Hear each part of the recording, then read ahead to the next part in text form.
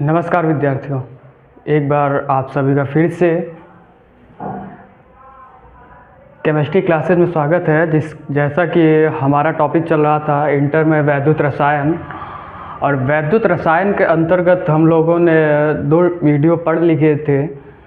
उन 2 वीडियो में से तीसरा वीडियो जो है हमारा, आज हम लोग पढ़ेंगे। इस तीसरे वीडियो में मोलर चालकता और मानक गिब्स ऊर्जा से संबंधित कुछ इम्पॉर्टेंट न्यूमेरिकल्स जो कि बोर्ड एग्जाम में पूछे जाते हैं। तो शुरुआत करते हैं हम लोग मोलर चालकता के इम्पॉर्टेंट न्यूमेरिकल्स के साथ।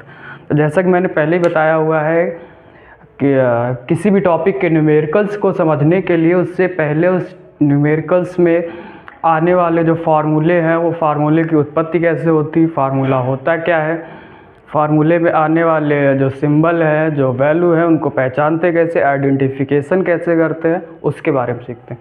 तो सबसे पहले हम लोग सीखेंगे विशिष्ट चालकता क्या होती है।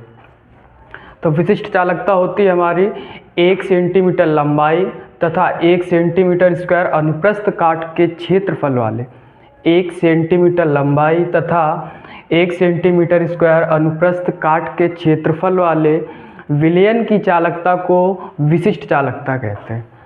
क्या कहते हैं? 1 सेंटीमीटर स्क्वायर, 1 सेंटीमीटर लंबाई तथा 1 सेंटीमीटर स्क्वायर अनुप्रस्थ काट के क्षेत्रफल वाले विलयन की चालकता को विशिष्ट चालकता कहते हैं। इसे किससे प्रदर्शित करते हैं? इसे K से प्रदर्शित करते हैं।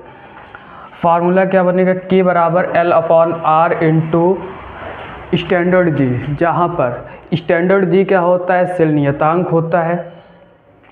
और L क्या होती है? L हमारा जो होता है वो लंबाई होती है। और R क्या होता है? R सभी लोग जानते हैं, प्रतिरोध होता है। R क्या होता है? प्रतिरोध होता है। R बराबर फार्मूला क्या होता है? यदि प्रतिरोध पूछा जाता है तो R बराबर होता है रो इंटू L/A होता है, जहाँ पे L लंबाई है, R क्या है? R प्रतिरोध है, A क्या है? A अनुप्रस्थ काट का क्षेत्रफल है, और रो क्या है? रो है यहाँ पर विशिष्ट प्रतिरोध। रो किसे कहते हैं? रो को कहते हैं हम लोग विशिष्ट प्रतिरोध कहते हैं। या R बराबर हो सकता है रो इंटू स्टैंडर्ड जी। अगर सेल नियतांक पूछा जाता है तो सेल नियतांक का फार्मूला होता है, यहाँ से निकल के आएगा L/A होता है। समझ में आया? K क्या होता है? K हमारा होता है विशिष्ट चालकता होता है। L क्या होता है? L प्रतिरोध होता है। L क्या होता है? L लंबाई होती है। R क्या होता है? R प्रतिरोध होता है। स्टैंडर्ड जी क्या होता है? स्टैंडर्ड जी सेल नियतांक होता है। और रो क्या होता है? रो विशिष्ट प्रतिरोध होता है। A क्या होता है? A अनुप्रस्थ काट का क्षेत्रफल होता है। तो उम्मीद करता हूँ कि आपको विशिष्ट चालकता समझ में आई होगी। मोलर चालकता देखें क्या होती है। मोलर चालकता होती है किसी विलयन के एक निश्चित आयतन में, किसी विलयन के एक निश्चित आयतन में उपस्थित वैद्युत अपघट्य के 1 मोल द्वारा, वैद्युत अपघट्य के 1 मोल द्वारा उपलब्ध कराए गए आयनों की जो चालकता होती है उसे मोलर चालकता लैम्डा m कहते हैं। उसे क्या कहते हैं? मोलर चालकता लैम्डा m कहते हैं। इसका फार्मूला क्या होता है? लैम्डा m इक्वल होता है K × 1000 अपॉन स्मॉल m, या लैम्डा m इक्वल होता है K × V होता है। K क्या होता है? K आपको मालूम है विशिष्ट चालकता होती है। M क्या होता है? M जो होता है वो मोलर द्रव्यमान होता है। और V क्या होता है? V आयतन होता है। तो उम्मीद करते हैं आपको विशिष्ट चालकता, मोलर चालकता क्या होती है ये समझ में आई होगी। अब इसके आगे हम लोग सीखेंगे इससे संबंधित जो न्यूमेरिकल्स होंगे, वो न्यूमेरिकल्स बोर्ड एग्जाम में किस तरह से पूछे जाते हैं।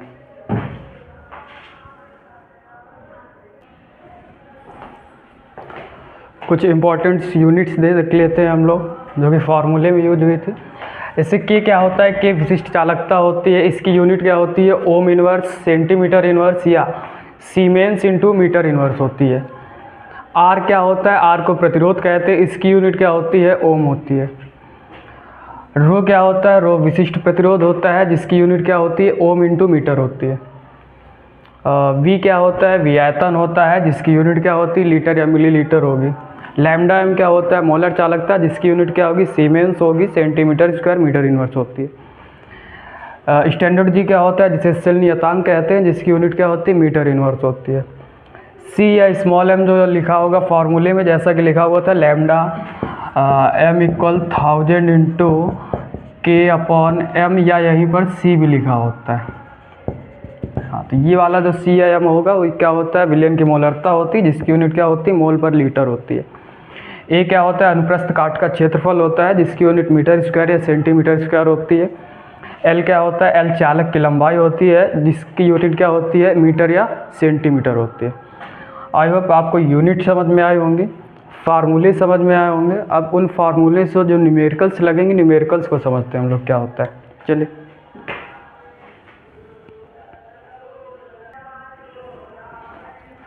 ये क्वेश्चन लिखा हुआ है 298 केल्विन पर 0.20 मोलरता जो है आप KCl विलयन की चालकता 0.0248 सीमेंस इंटू सेंटीमीटर इन्वर्स है।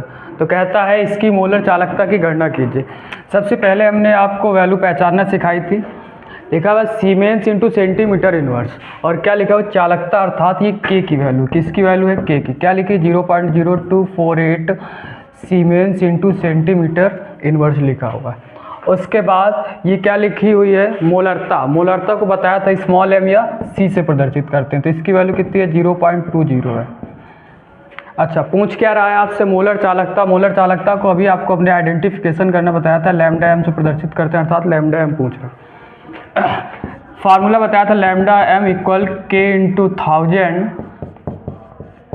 Upon C।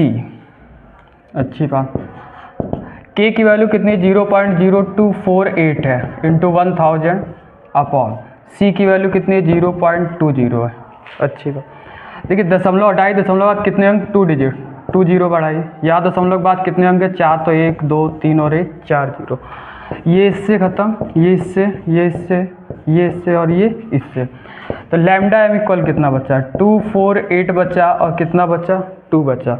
2 से डिवाइड कीजिए, कितना आएगा, 2 1 जा 2, 2 2 जा 4 और 2 4 जा 8, 124 आया।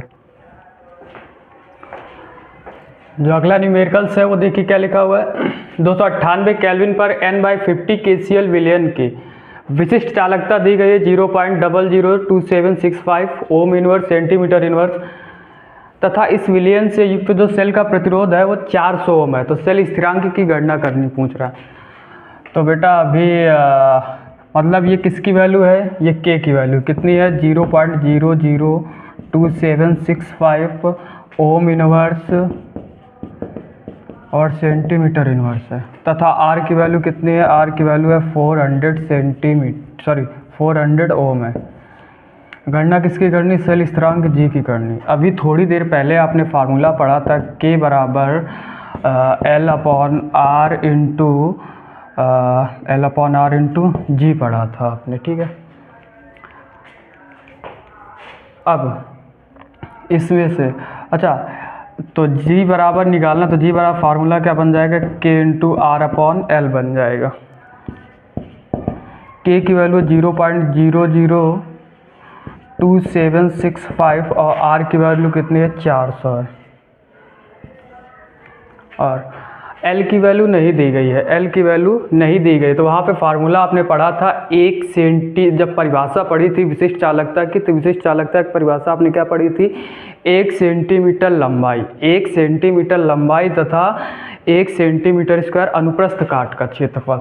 तो यहाँ पे यूनिट किसकी, यूनिट से देखें क्या लिखा है, सेंटीमीटर स्क्वायर लिखा है, अर्थात यहाँ पे L की वैल्यू कितनी रखनी पड़ेगी, हमें 1 माननी पड़ेगी। जब 1 मानेंगे तो हम लोग मल्टीपल कर देंगे, तो देखिए 4, ये कितना बचेगा, 0.00275 इंटू 400 बचेगा। इसका हम लोग गुणा कर देते, 4 पंचे 20 हासिल 2, 4 छक्का 24, 2 26 की 6 हासिल 2, और 4 सत्ते 28, 2 30 हासिल 3, 4 दूनी 8, 3 11, अब 2 जीरो बढ़ा लीजिए, ठीक है। दशमलव कितने अंक के बाद, 1 2 3 4 5 6 अंक के बाद, 1 2 3 4 5 6। तो जो इसकी वैल्यू आएगी वो कितनी निकल के आएगी, 1.106 निकल के आएगी। और यूनिट इसकी क्या होगी, इसकी यूनिट क्या होगी, तो इसकी यूनिट क्या थी बेटा, यूनिट आपको क्या बताई थी, यूनिट बताई थी हमने सेल स्थिरांक की यूनिट सेंटीमीटर इनवर्स या तो मीटर इनवर्स। तो यहाँ पे क्या है, यहाँ पे सेंटीमीटर है, तो यूनिट क्या आएगी, सेंटीमीटर इनवर्स निकल के आएगी। आई होप, आशा करता हूँ कि आपको मोलर चालकता से संबंधित जो न्यूमेरिकल्स थे वो किस प्रकार से पूछे जाते हैं समझ में आए होंगे। अब हम लोग सीखते हैं मानक गिब्स ऊर्जा से संबंधित न्यूमेरिकल्स।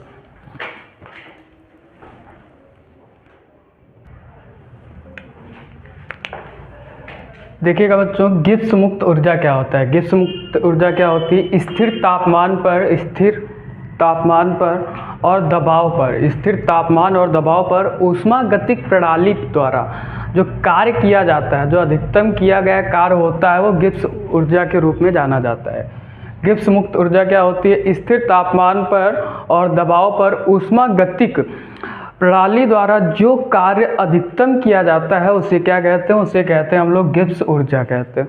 इसका फार्मूला क्या होता है? डेल्टा जी स्टैंडर्ड होता है माइनस NFE होता है, जहाँ पे डेल्टा जी स्टैंडर्ड क्या होता है? मानक गिब्स ऊर्जा होती है। N क्या होता है? नंबर ऑफ इलेक्ट्रॉन होता है। F जानते हैं आप लोग, पिछले वीडियो में पढ़ा था आपने, F होता है फैराडे नियतांक, जिसकी वैल्यू कितनी होती है? 96,500 कूलाम होती है। स्टैंडर्ड ये आप लोग जानते हैं क्या होता है? ये होता है मानक अपचयन विभव होता है। ये क्या होता है? ये होता है आपका मानक अपचयन विभव होता है।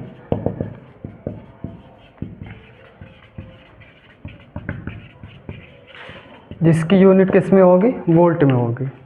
आई होप समझ में आया होगा आपको कि गिब्स मुक्त ऊर्जा क्या होता है। एक बार और देख लीजिए। स्थिर तापमान और दबाव पर ऊष्मागतिक प्रणाली द्वारा किया जाने वाला अधिकतम कार्य गिब्स मुक्त ऊर्जा के रूप में जाना जाता है, जिसका फार्मूला होता है डेल्टा जी स्टैंडर्ड होता है माइनस NFE, जहाँ पर F क्या होता है? फैराडे नियतांक होता है, जिसकी वैल्यू 96,500 होती है। स्टैंडर्ड क्या होता है? मानक अपचयन विभव होता है। और N क्या होता है? रिलीज किए गए या एब्जॉर्ब किए गए नंबर ऑफ इलेक्ट्रॉन होता है अपचयन अपक्रिया में इलेक्ट्रोड अपक्रिया द्वारा। और डेल्टा जी क्या होता है? ये होता है आपका गिब्स मुक्त ऊर्जा होता है। इसके न्यूमेरिकल्स किस प्रकार से पूछे जाते हैं बोर्ड एग्जाम में, उन्हें समझते हैं हम लोग।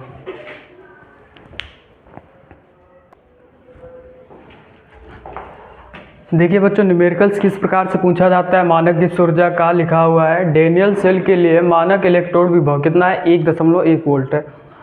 अपक्रिया के लिए मानक गिब्स ऊर्जा की गणना करनी है। अच्छी बात। अभी आपको थोड़ी देर पहले बताया था हमने, जो इसमें फार्मूला यूज होगा वो कौन सा होगा? Delta G standard minus NFE होगा स्टैंडर्ड। तो स्टैंडर्ड ई बताया था आपको मानक अपचयन विभव या मानक इलेक्ट्रोड विभव होता है, जिसकी यूनिट क्या होती है? वोल्ट होती है, अर्थात 1.1 वोल्ट है। मानक गिब्स ऊर्जा मतलब डेल्टा जी स्टैंडर्ड की वैल्यू फाइंड आउट करनी है हमको। फैराडे नियतांक आपको मालूम है, फैराडे नियतांक की वैल्यू कितनी होती है? 96,500 कूलाम होती है। अच्छी बात। आपको नंबर नहीं मालूम है, नंबर ऑफ इलेक्ट्रॉन नहीं मालूम है। सबसे पहला काम नंबर ऑफ इलेक्ट्रॉन निकाले। तो ये संपूर्ण रेडॉक्स अपक्रिया है। ये क्या आपकी संपूर्ण रेडॉक्स अपक्रिया है। इसको इसके अर्धशेल अपक्रियाओं में तोड़ते हैं हम लोग। तो सबसे पहले जिंक किस में टूटेगा हमारा? देखिए जिंक टूट रहा है Zn2+ आयन में, और 2 में टूट रहा है, अर्थात इसे क्या कर रहा है? 2 इलेक्ट्रॉन को रिलीज कर रहा है। और ये किस पर अपक्रिया होगी? ये अपक्रिया होगी, अच्छा इस पर क्या हो रहा है? इस पर ऑक्सीकरण हो रहा है। ऑक्सीकरण में बताया था आपको इलेक्ट्रॉनों का छोड़ना क्या कहलाता है? ऑक्सीकरण। और ऑक्सीकरण अपक्रिया किस पर होती? एनोड पर होती। किस पर होती? एनोड पर होती। यदि आपको इसके बारे में विस्तार से समझना है तो आप लोग पिछले वीडियो में जाकर के चेक कर सकते हैं। अगला लिखा कॉपर 2+ आयन। ये किस पर हो रहा है? ये 2 इलेक्ट्रॉन एब्जॉर्ब कर रहा है, ग्रहण कर रहा है। ये क्या बना रहा है? कॉपर बना रहा है। और इलेक्ट्रॉनों का ग्रहण करना क्या कहलाता है? अपचयन कहलाता है। इलेक्ट्रॉनों का ग्रहण करना क्या कहलाता है? अपचयन कहलाता है। अपचयन किस पर होता है? अपचयन होता है कैथोड पर। एनोड पर ऑक्सीकरण, कैथोड पर अपचयन, ये किस पर होता है? ये होता है डेनियल सेल। डेनियल सेल किसका उदाहरण? वोल्टी सेल का है। वोल्टी सेल या रासायनिक सेल का है उदाहरण, समझ में। अब तो यहाँ से हमको इस अर्धशेल अपक्रियाओं से समझ में क्या आया कि नंबर ऑफ इलेक्ट्रॉन कितना होगा? N की वैल्यू कितनी है? 2 है। N की वैल्यू कितनी है? 2 है। अब फार्मूला लगा दीजिए सूत्र से।